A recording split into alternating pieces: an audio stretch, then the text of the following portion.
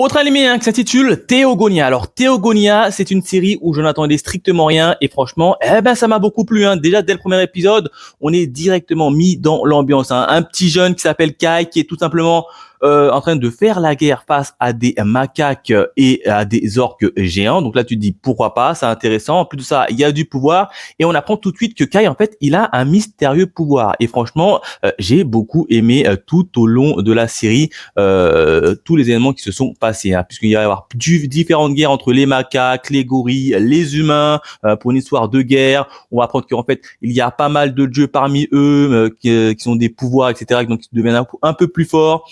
Et en plus de ça, il va y avoir un petit superbus parce qu'on te dit pas clairement que le gars en question, même l'univers en question, même Kai vient en fait du futur, si vous préférez.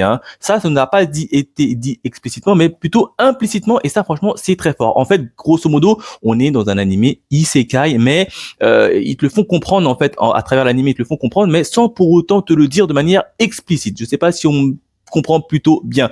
Si vous voulez, par exemple, on a simplement Kai qui est en train de se battre face à un monstre, un méchant, et tout de suite, il va utiliser ce qu'on appelle des formules de loi mathématiques. Et là, tout de suite, on le voit en train de faire des calculs dans sa tête comme s'il était dans la vie de tous les jours. Et là, tu te dis, tiens, c'est bizarre, est-ce que c'est pas un isekai? En plus de ça, on te montre également dans l'opening ou même dans l'ending le fait comme quoi il tombe dans la rivière et puis ensuite directement il est transporté dans tout le monde. Donc, on te le dit pas très clairement que c'est un isekai, mais pour moi, c'en est un et c'est plutôt bien fait. Les événements qui se passent à l'intérieur, c'est cool, les combats sont cool, les histoires et les propos sont cohérents et le combat final est assez intéressant et assez cool. On est un peu dans un univers un peu fantasy, un peu de fond magie. Franchement, j'aime bien, j'ai beaucoup aimé. Donc sincèrement, il n'y a que 12 épisodes.